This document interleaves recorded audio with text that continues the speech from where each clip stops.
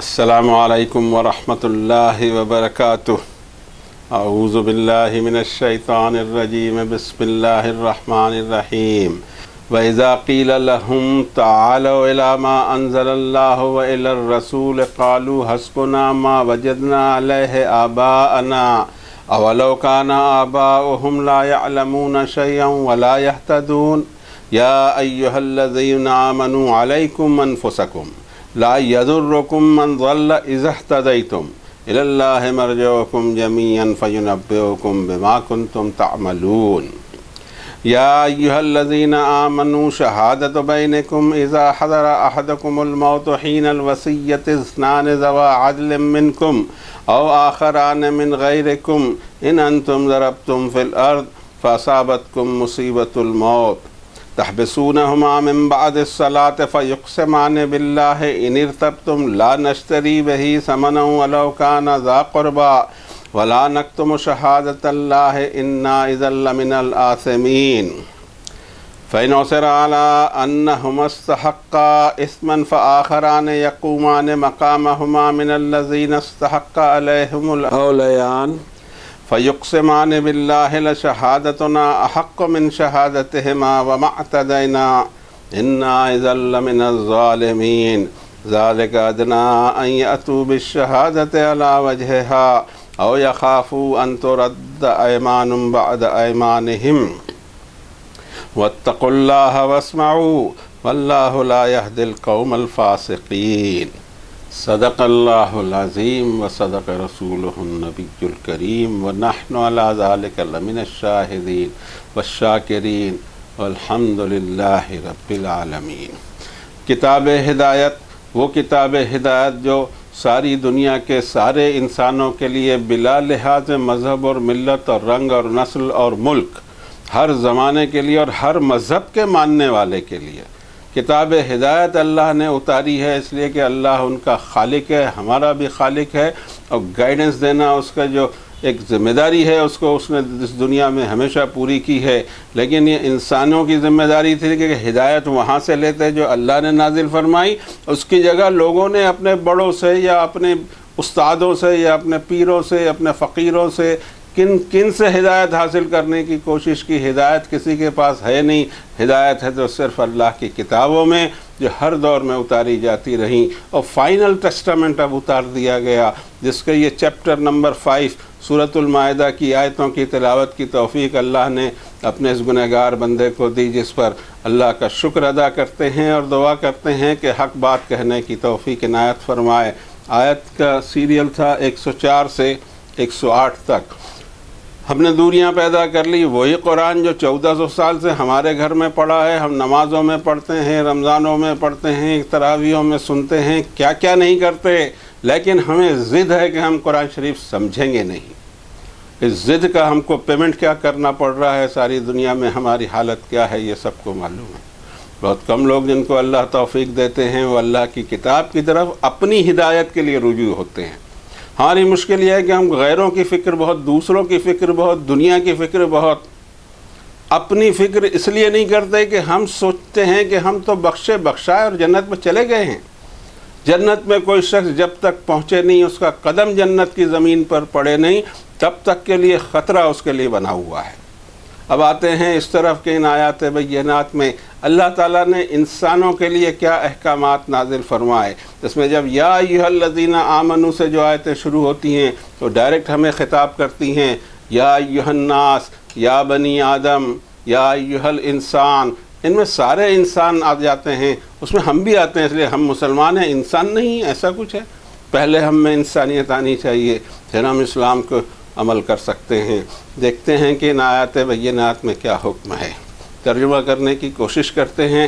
یہ اچھی طرح ہمیں پتہ ہے کہ اللہ کے کلام کا ترجمہ ممکن ہی نہیں کسی بشر سے، لیکن جو دوریاں پیدا ہو گئی اس کی خاطر ہم سمجھنے کی کوشش کریں کہ ہمارے رب نے ہم سے کیا فرمایا۔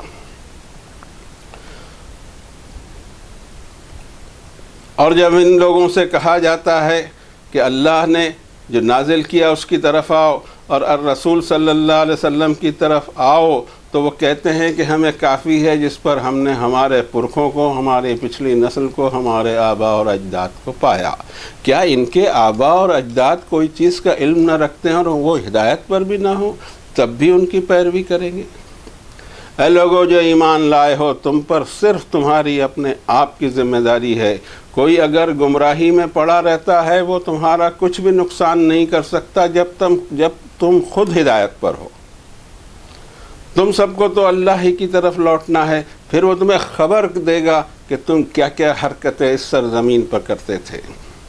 اے لوگو جو ایمان لائے، تمہارے درمیان گواہی اس طرح قائم ہو کہ اگر کسی شخص کو موت کا وقت قریب محسوس ہونے لگے، اسے کوئی وصیت کرنی ہو تو دو صاحب عدل لوگ، دو جسٹ لوگ اپنے میں سے، اور اگر یہ اویلیبل نہ ہوں، تم حالت سفر میں ہو تو غیروں میں سے بھی دو شخص، اگر تم پر وہ حالات آ جائیں جو موت کے حالات ہیں، تم ان دونوں کو روکو اور نماز کے بعد وہ دونوں قسم کھائیں اللہ کی۔ اگر تمہیں ڈاؤٹ ہو تو یہ قسمیں ان سے لے لو کہ ہم اس گواہی کو کسی قیمت پہ بیچیں گے نہیں، چاہے پھر ہمارے قریب کے رشتہ داروں کے مفاد پر بھی ضرب کیوں نہ پڑتی ہو، اور ہم اللہ کے خاطر دینے والی یہ جو گواہی ہے اس کو کبھی نہیں چھپائیں گے۔ اگر یہ حرکت ہم سے سرزد ہوئی تو ہم گنہگار ہوں گے۔ پھر اگر یہ دونوں گواہی دینے والوں پر ان لوگوں کو ڈاؤٹ ہو جو اس میت کے قریب اور اس کے اٹیچ لوگ ہوں اور جو اس کے مستحق ہوں اس کی وراثت کے، اگر ان کو ان دونوں کی گواہی پر کوئی ڈاؤٹ ہو تو دو آدمی ان قریب کے لوگوں میں سے کھڑے ہوں ان کی جگہ، اور پھر وہ یہ گواہی دیں، اللہ کی قسم کھائیں کہ ہماری گواہی ان دونوں کی گواہی سے زیادہ حقیقی ہے اور ہم نے کوئی زیادتی نہیں کی۔ ایسا ہو تو ہم ظالم اور گنہگار شمار کیے جائیں گے۔ یہ زیادہ قریب ہے کہ گواہی اپنے رخ پر کھڑی رہے اور یہ دونوں پہلے والے ڈرتے رہیں کہ ان کی قسم ان کی جو قریب کے ولی ہیں ان کی قسموں کی وجہ سے نل اینڈ وائڈ ہو سکتی ہے۔ اللہ سے ڈرتے رہو اور احکامات کو سنتے رہو۔ اللہ بد عہد قوم کو، لوگوں کو ہدایت سوجنے نہیں دیتا۔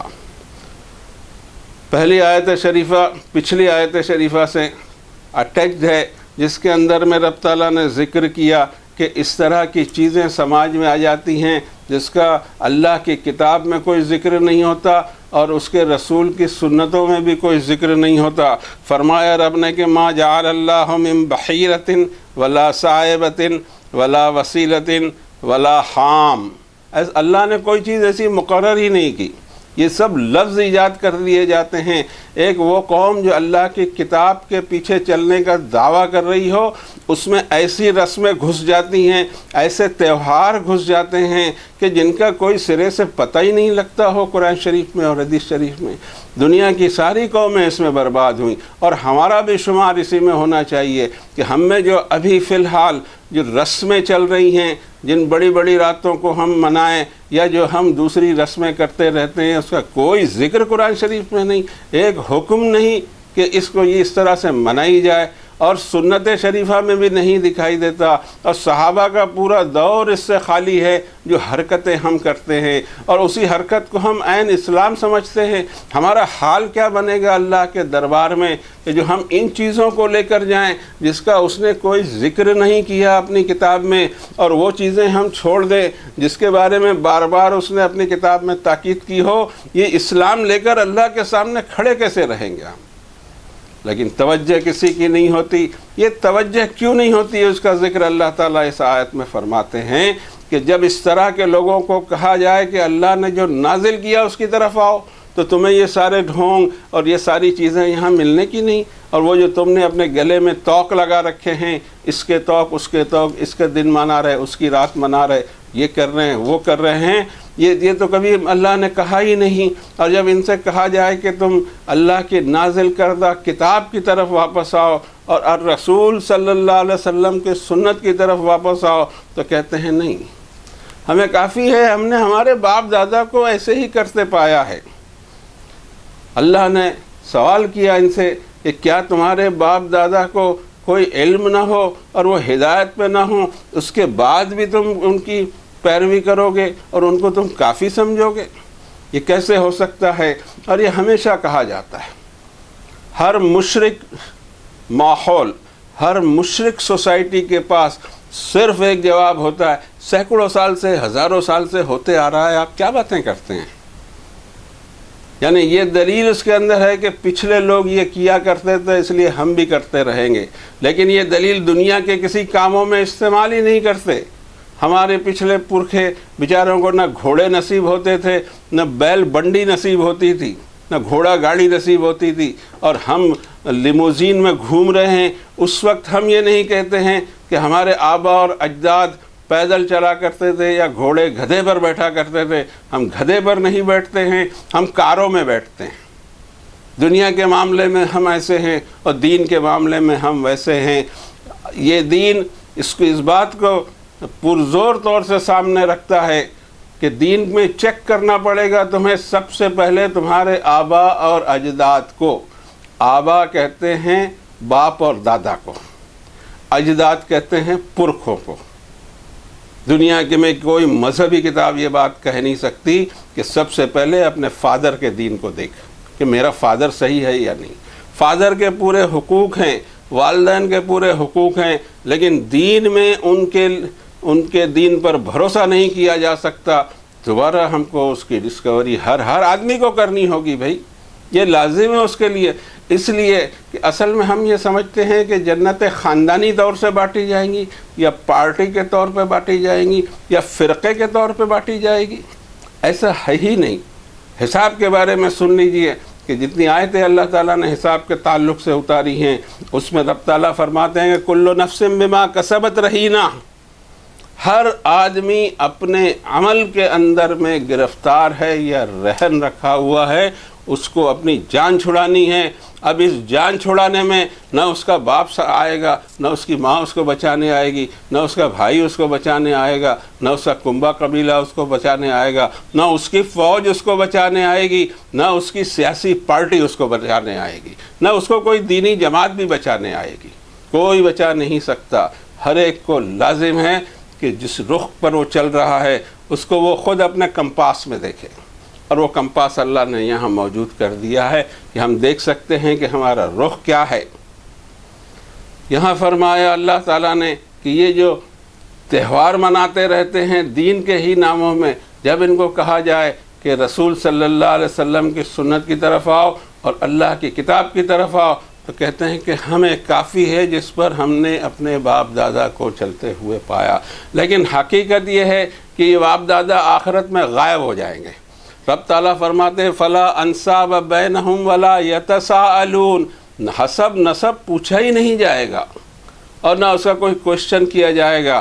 دیکھیے ہم جب یہاں پیدا ہوئے ہیں تو ایک سلسلے سے پیدا ہوئے ہیں، اور اس سلسلے میں ہمارے ماں اور ہمارے باپ ہماری خدمت کرتے ہیں۔ ہمارے دنیا میں آنے کے لیے اللہ تعالیٰ نے ان کو استعمال کیا ہے۔ اللہ کو مجھے پیدا ضرور کرنا تھا، مگر اس کے لیے دو اشخاص کی خدمت لی، ایک میل کی اور ایک فیمیل کی، میرے والد اور والدہ کی، اور پھر میں اس دنیا میں آیا اور پروان چڑھا۔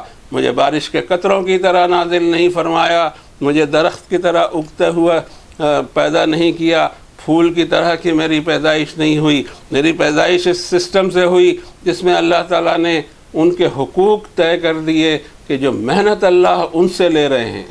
عبد الغفور کو پیدا کرنا ہے اور محنت اس کے والد اور اس کے والدہ کی لینا ہے، اس کا کمپنسیشن اللہ نے مجھے نصیحتیں اور وصیتیں کر کے کہہ دیا کہ انہیں بڑھاپے میں اف بھی نہ کہنا۔ اب سوال یہ پیدا ہوتا ہے کہ آخرت کے ایک کن، صرف کن کہے گا اللہ، اور ساری مخلوق اچانک کھڑی ہو جائے گی زمین پر، تو کون کس کے والد اور کون کس کی والدہ؟ ہر کوئی کو اللہ تعالیٰ نے فرمایا وَلَقَدْ جِئْتُمُونَا فُرَادَا كَمَا خَلَقْنَاكُمْ أَوَّلَ مَرَّةٍ، تم ہمارے سامنے ویسے ہی اکیلے آ گئے جیسے ہم نے تمہیں پیدا کیا تھا۔ وَمَا نَرَىٰ شُفَعَاءَكُمُ الَّذِينَ زَعَمْتُمْ أَنَّكُمْ فِيكُمْ شُرَكَاء، تمہارے وہ سفارشی کہاں ہیں جن پر تمہارا تکیہ تھا کہ یہ تمہاری سفارش کر دیں گے، تو کہیں نہیں لکھ رہے۔ جس کو تم سمجھتے تھے کہ تمہارا سفارشی ہے وہ خود اپنے حساب میں گرفتار ہوگا، تو ہمیں اور تمہیں کیا بچا سکیں گے۔ اور اللہ تعالیٰ فرماتے ہیں کہ کل نفس بما کسبت رہینہ، اور اس کے علاوہ فرماتے ہیں وَكُلُّهُمْ آتِيهِ يَوْمَ الْقِيَامَةِ فَرْدًا، ہر شخص کو میرے سامنے حساب دینے کے لیے فردن آنا ہے۔ اس بات کو اچھی طرح ہم سمجھ لیں کہ قیامت ضرور ایک میگا ایونٹ ہے، لیکن حساب موسٹ انڈیویجول ہے، موسٹ انڈیویجول۔ کوئی نہیں ہوگا ہمارے پاس، ریکارڈز ہمارے خود کے بھی نہیں ہوں گے، ریکارڈز وہاں تیار ہوں گے، وہ کھول دیے جائیں گے سامنے میں، نام اعمال کھلا پڑا ہوگا، ایک ایک پوائنٹ پر ہمیں جواب دینا ہوگا، جس طرح کے انٹروگیشن میں ہمیں یہاں جواب دینا پڑتا ہے سرکاری محکموں کو اور انکم ٹیکس سیل ٹیکس والوں کو یا پولیس کو، یہ ایک ایک آئٹم کے اوپر میں بات ہوگی، اور ہم یہ کہہ بھی سکیں گے کہ آپ کی انٹری غلط ہے، اور جب آپ کی انٹری غلط ہے ہم کہہ دیں گے، اس وقت ہمارا یہ بدن، ہمارے یہ ہاتھ، ہمارے یہ پاؤں اور ہمارے جسم کے اعضاء گواہی دیں گے ہمارے خلاف۔ الیوم نختم علی افواہہم، اللہ سیل مار دیں گے کہ بکواس بند کر، اور اب یہ سن کہ تیرا بدن تیرے خلاف کیا گواہی دیتا ہے۔ رب تعالیٰ فرماتے ہیں کہ ہر ایک کو الگ الگ آنا ہے، اور یہ آباء اور اجداد کا دین نہیں۔ دنیا میں کوئی کتاب ایسی نہیں ملے گی مذہبی جو آپ سے یہ کہے کہ تیرے ابا کے دین کو دیکھ لے، مجھے میرے ابا کے دین کو چیک کرنا ہے، اور الحمدللہ میں نے کیا ہے، اور ہر ایک کو یہ دعوت دیتا ہوں۔ کیوں دیتا ہوں؟ اس لیے کہ قرآن ہر ایک کو دعوت دیتا ہے کہ ابا جی کے دین کو سب سے پہلے چیک کر۔ جو آدمی ابا جی کے دین کو چیک کر کے ہی چلے گا، چاہے اس نے صحیح پایا اور اس کے پیچھے چلے، اور غلط پایا ہو تو چھوڑ دے، جو ابا جی کے دین کو بھی چیک کرے گا وہ کوئی باوا جی کے دین پہ نہیں چلے گا، کبھی چل ہی نہیں سکتا۔ وہ جس کو خود کو ابا کے دین کو چیک کرنے کی عادت پڑی ہو، اور اس کو عادت ڈالی ہے اللہ نے اپنی کتاب کے ذریعے۔ اب یہ ہوتا ہے کہ یہ سب معاشرہ جب تیار ہو جائے تو ایک صحیح اور سمجھدار انسان نے کیا کرنا ہے؟ بہت بڑا سوال یہ پیدا ہوتا ہے، کیا کرے اس معاشرے میں جہاں ہر طرف دیکھو تو کانٹے ہی کانٹے ہیں، جہاں ہر طرف دیکھو تو سلم ہی سلم ہے، آدمی کرے کیا؟ رب تعالیٰ فرماتے ہیں یا ایھا الذین آمنوا علیکم انفسکم، یہ فکریں چھوڑ دے، یہ فکریں تیری ہے نہیں، کیوں ان فکروں کے پیچھے پڑا ہوا ہے؟ میرے سمجھ میں نہیں آتا کہ مجھے دنیا کی اصلاح کی فکر کیوں ہونی چاہیے؟ دنیا میں اسلام پھیلا دینے کی فکر ایک آیت نہیں ہے قرآن شریف میں کہ ساری دنیا میں میرے اسلام کو پھیلاؤ۔ اسلام مذہب کس کا ہے؟ اسلام دین کس کا ہے؟ رب تعالیٰ فرماتے ہیں کہ ان الدین عند اللہ الاسلام، مخلوق کے لیے اس نے صرف ایک ہی دین چوائس کیا ہے، اور وہ ہے total submission to the creator, Islam. Islam خود اس کا دین ہے، وہ پھیلا لے گا۔ مجھے اپنی فکر کرنے کو کہا ہے اللہ نے، مجھے دنیا کی فکروں کا کہا ہی نہیں ہے، تو سارا زور میرا یہ چل رہا ہے کہ اسلامی حکومتیں قائم ہو جائیں، اسلام پھیل جائے، اسلام یوں ہو جائے۔ یہ کوئی کام کے لیے کوئی آیت یہاں واضح طور سے ہمیں نہیں ملتی۔ ہمیں یہ ضرور ملتی ہے کہ سب سے زیادہ فکر تجھے تیری مغفرت کی ہونی چاہیے، ساری دنیا مسلمان ہو جائے، ساری دنیا جنت میں چلے جائے، اور میں ایک اکیلا رہ جاؤں جہنم کے لیے، تو کامیابی کیا ہے؟ یہ تو ٹوٹل لاس ہے، 1000% لاس ہے، 190 نہیں بلکہ 1000% لاس ہے کہ دنیا تو میری محنتوں سے جنت میں چلے گئی اور میں خود لٹک گیا۔ اور ہر وہ شخص جس کو جنون سوار ہوتا ہے دنیا کو سدھارنے کو، وہ اپنے آپ کو جنت کا حقدار سمجھ لیتا ہے، اور جنت کے حقدار کوئی نہیں ہے۔ جو جی رہا ہے وہ جنت کا حقدار ابھی نہیں ہے، اور دونوں کا سمان حقدار ہے۔ 50% کا معاملہ ہر انسان کے ساتھ بنا ہوا ہے۔ یہ تو اس وقت پتہ لگے گا جب موت کے فرشتے گلے میں ہاتھ ڈال کر ہماری جان نکال رہے ہوں گے۔ اس وقت اگر وہ ویلکم کہتے ہوئے آئے تو سمجھنا کہ ہم پاس ہو گئے اس امتحان میں، اور اگر انہوں نے ہماری پٹائی دھنائی کی اور جان نکال رہے ہوں تو سمجھ لینا کہ فیل ہو گئے۔ اس سے پہلے پتہ بھی نہیں لگے گا کہ اسلام کے اس امتحان میں جو ہم بیٹھے ہیں اس کا رزلٹ ہمارے بارے میں کیا نکلتا ہے۔ میں نے عرض کیا 50% کا ہی معاملہ ہے، کبھی بھی یہ کم اور زیادہ نہیں ہو سکتا. ہمیں پورا زور لگا دینا ہے، کنسنٹریشن لگا کے رکھنا ہے اپنی مغفرت، ہماری مغفرت. اور واقعی یہ اگر کسی نے اسی پر کام کیا تو اس کے راہیں آسان ہو جائیں گی. بڑے بڑے چیپٹر اور فائل جنہوں نے کھولا 300-400 سال سے ناکام ہیں، محنتیں ہو رہی ہیں، کامیابی نہیں ہو رہی. کبھی کوئی غور بھی کرتا ہے کہ جو کام کیے جا رہے ہیں اس کے لیے کوئی ہمارے پاس یہاں سے گائیڈنس ہے؟ اللہ تعالیٰ فرماتے ہیں یا ایھا الذین آمنوا علیکم انفسکم، تم پر صرف تمہاری ذمہ داری ہے. لا یضرکم من ضل اذا اہتدیتم، جب تم ہدایت پر ہو تو کوئی گمراہی میں پڑا ہوا شخص وہ تمہارا کچھ بھی نہیں بگاڑ سکتا. سوال ہی نہیں ہونے والا ہم سے. رب تعالیٰ نبی کریم صلی اللہ علیہ وسلم کو سورۃ البقرہ میں یہ آیت ہے اور بہت اول میں ہے، اتنے صاف الفاظ میں ہے، کیا ہم اس سے کوئی تعلیم حاصل نہیں کر سکتے؟ انا ارسلناک بالحق بشیرا ونذیرا، اے نبی صلی اللہ علیہ وسلم ہم نے آپ کو حق دے کر بھیجا ہے. خوشخبری سنا دیں کن کو؟ وہ جو مظلوم ہیں ان کو خوشخبری سنا دیں کہ اگر نیک اعمال کرتے ہوں تو ان کو کمپنسیشن مل کر رہنے والا ہے، اور ظالموں کو وارننگ دے دیں. وارنر بھی ہیں رسول صلی اللہ علیہ وسلم اور خوشخبری دینے والے بھی. ولا تسألوا عن اصحاب الجحیم، آپ سے میں پوچھنے ہی والا نہیں ہوں کہ یہ لوگ جہنم میں کیوں جا رہے ہیں. یہ سوال کبھی نہیں ہونے والا کہ اتنی بڑی انسانیت جہنم میں چلے گئی. یہ کسی کا ہونے، آپ کا چچا کیوں جہنم میں جا رہا ہے آپ سے نہیں پوچھوں گا. ابو لہب جا رہے ہیں جہنم میں، ابو جہل جا رہے ہیں جہنم میں. رسول اللہ صلی اللہ علیہ وسلم سے ان کا سوال ہی نہیں ہونا ہے. رسول اللہ صلی اللہ علیہ وسلم سے سوال ہونا ہے یا ایھا الرسول بلغ ما انزل الیک من ربک، اے نبی صلی اللہ علیہ وسلم میرے پیغامات پہنچا دیجئے جو میں نے آپ پر نازل کیا. وَإِن لَّمْ تَفْعَلْ فَمَا بَلَّغْتَ رِسَالَتَهُ، اور اگر آپ نے یہ پہنچانے کا کام نہیں کیا تو کوئی سرے سے کوئی کام نہیں ہوا. وَاللَّهُ يَعْصِمُكَ مِنَ النَّاسِ، اللہ تم کو انسانوں کے شرور سے بچائے گا. یہ کام فائنل کام ہے، اس کے علاوہ آگے کا کوئی کام مجھے نہیں دکھائی دیتا اس کتاب کی روشنی میں. یہ نئے نئے فائل جو ہیں یہ ہمارے اپنے سیاسی دماغ کی اپج ہو سکتے ہیں، اللہ کی کتاب سے آنے والی چیز نہیں ہے. رب تعالیٰ فرماتے ہیں فَإِن تَوَلَّوْا، اس سے زیادہ کیا صاف چیز ہے. فَإِن تَوَلَّوْا، ساری انسانیت آپ کو جھٹلا دے، ساری انسانیت پلٹ جائے، ایک آدمی بھی آپ پر ایمان نہ لائے، آپ کا چچا ہی آپ پر ایمان نہیں لائے، فرق اس سے پڑے گا نہیں. فَإِنَّمَا عَلَيْكَ الْبَلَاغُ، اے نبی صلی اللہ علیہ وسلم آپ پر صرف ذمہ داری ہے پہنچا دینے کی. وَعَلَيْنَا الْحِسَابُ وَاللَّهُ بَصِيرٌ بِالْعِبَادِ، میں تو اپنے بندوں کو دیکھ رہا ہوں وہ کیا حرکتیں کر رہے ہیں، آپ اپنی ڈیوٹی پوری کیجیے. اور رسول اللہ صلی اللہ علیہ وسلم نے یہ گواہی ہم سے لی ہے میدان عرفات میں جبل رحمت کی چوٹی پر خطبہ حجۃ الوداع کے موقع پر آپ نے 1 لاکھ سے اوپر صحابہ کو پوچھا حل انی بلغت، کیا میں نے میرے رب کا کلام تم تک پہنچا دیا؟ صحابہ اتنے زبردست تعداد میں ہیں کہ رہے ہیں یا نبی صلی اللہ علیہ وسلم اللہ کی قسم آپ نے وہ پیغام پہنچا دیا. 3 بار آپ نے یہ سوال کیا اور چوتھی بار آسمان کی طرف انگلی اٹھائی، یا اللہ آپ گواہ ہیں کہ یہ سب گواہی دے رہے ہیں کہ میں نے آپ کا کلام ان تک پہنچا دیا. یہ کامیابیاں ناکامیابیاں جتنی بھی چیز ہیں یہ سب بلاغ کے نیچے آتی ہیں. اور اگر بلاغ صحیح ہو جائے آج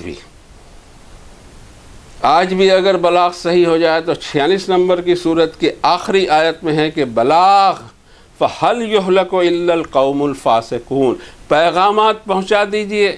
پھر کیا سمجھتے ہیں آپ ہم یہ فاسق قوم کو ہلاک نہیں کریں گے؟ آج فاسق قومیں ہم پر حکومتیں کر رہی ہیں اور ہم پورا زور لگا رہے ہیں، بلاغ نہیں کر رہے ہیں. ہماری فرمائشی پروگرام ہیں، ہمارے سیاسی پروگرام ہیں، ہمارے مستقبل کے پروگرام ہیں، سارے پروگرام ہمیں مبارک ہوں، لیکن کوئی تو بلاغ کا بھی کام کرے. اگر کوئی نہیں کر رہا ہے تو اللہ کرے کہ یہ ہم سے ہی قبول ہو جائے. فرمایا رب تعالیٰ نے کہ جب تم ہدایت پر ہو تو دوسروں کی ذمہ داری تم پر ہے نہیں. تمہارے والد اگر آزر بھی ہیں تو تم سے نہیں پوچھا جائے گا، اور تمہارا بیٹا بھی اگر جہنم میں جا رہا ہو تو وجہ تم سے پوچھی نہیں جائے گی، اور تمہارے چچا بھی جہنم میں جا رہے ہوں کوئی فرق نہیں پڑتا، تمہاری ڈیوٹی انجام دو. الی اللہ مرجعکم جمیعا، تم سب کو آنا تو میری ہی طرف ہے، فینبئکم بما کنتم تعملون، تم اعمال کیا کرتے تھے یہ میں تمہیں اس وقت خبر دوں گا۔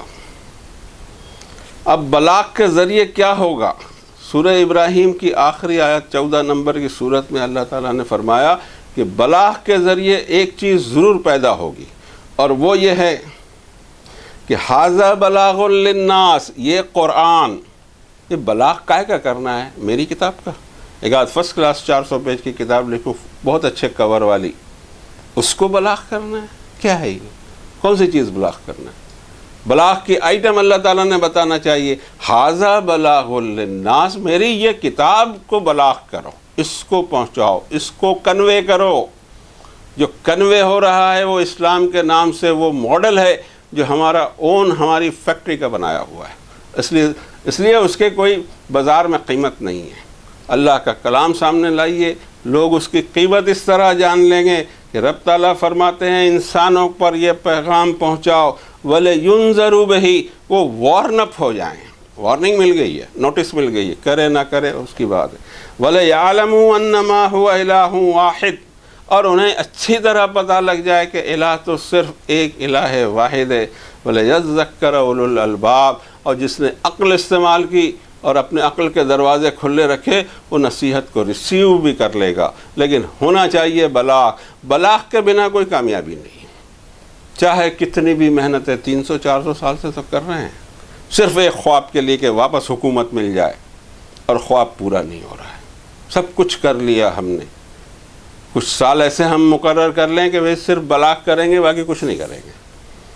اگر اللہ پر ہمارا صحیح ایمان ہو، اور اگر ہم قرآن شریف کو اتنی ہی پاورفل بک سمجھ رہے ہوں کہ لو انزلنا ھذا القرآن علی جبل لرأیتہ خاشعا متصدعا من خشیۃ اللہ، کہ پہاڑ پہ نازل کر دوں تو پہاڑ چورا چورا ہو جائے، اگر ہم اتنا پاورفل اس قرآن کو نہیں سمجھیں گے کوئی کامیابی حاصل نہیں ہوگی۔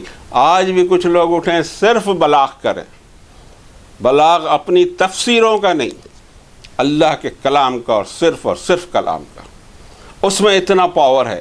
تمہاری تفسیروں کی ٹرک کسی پہاڑ پہ رکھ دو، کچھ نہیں بگڑے گا، اور قرآن شریف سے وہ ریزہ ہو سکتا ہے، اتنا ایسی زبردست تجلی والا کلام ہے۔ ذرا انداز لگائیں کہ حضرت موسیٰ نے جب فرمایا کہ رب ارنی انظر الیک، یا رب مجھے دکھا دیجئے کہ میں آپ کو دیکھ لوں۔ قال لن ترانی، موسیٰ تم مجھے نہیں دیکھ سکو گے، ولکن انظر الی الجبل فَإِنِ اسْتَقَرَّ مَكَانَهُ فَسَوْفَ تَرَانِي، یہ پہاڑ کو دیکھو، سامنے دکھائی دے رہا ہے، اگر یہ اپنی جگہ پر کھڑا رہا تو تم مجھے دیکھ سکتے ہو۔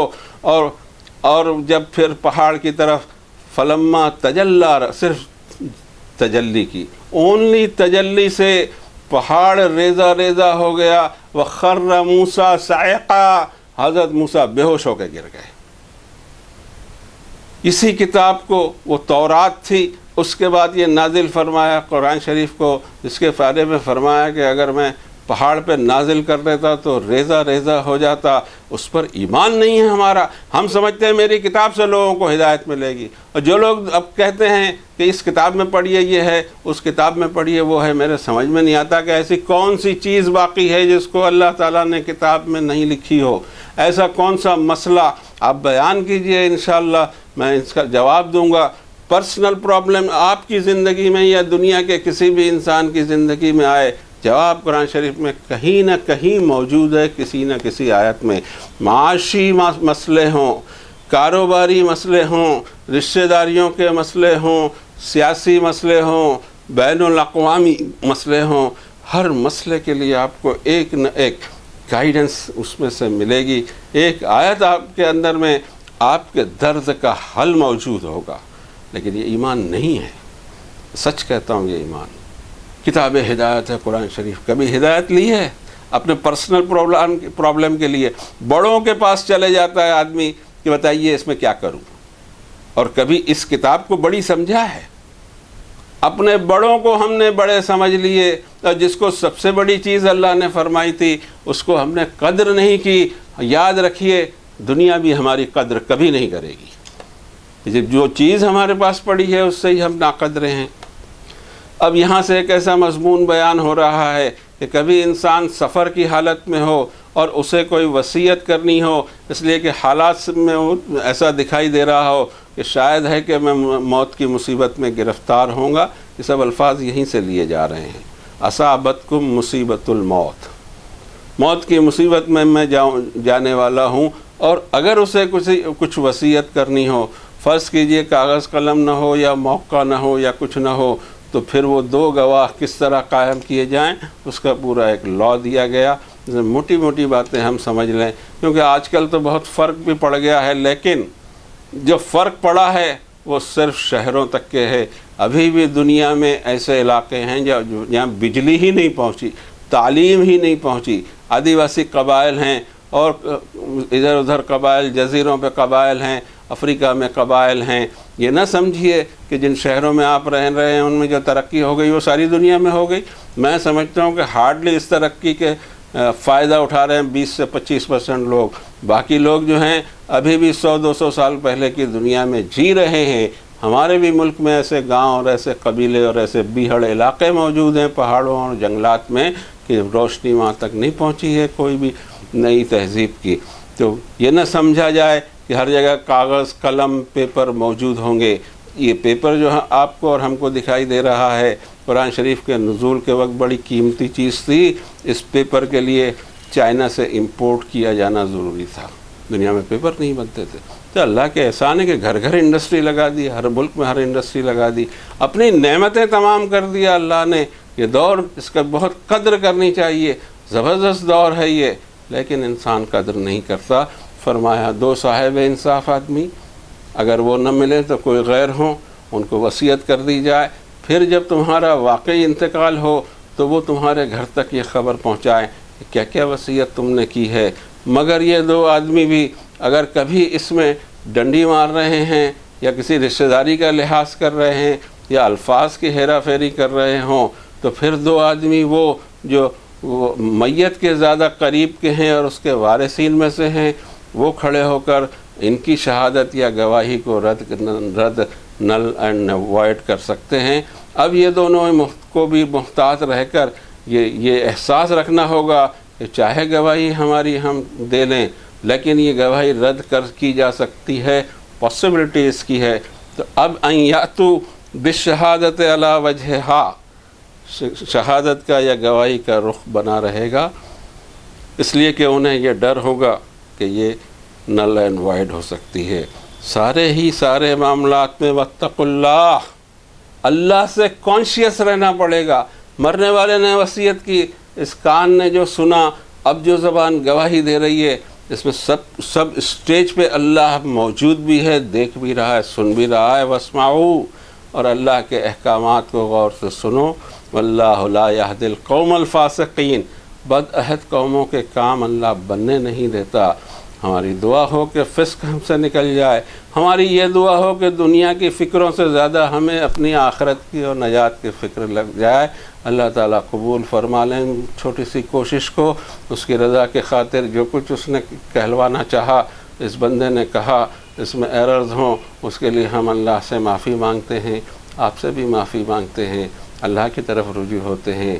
ربنا تقبل منا انک انت السمیع العلیم وتب علینا انک انت التواب الرحیم، وصلی اللہ علی النبی الکریم۔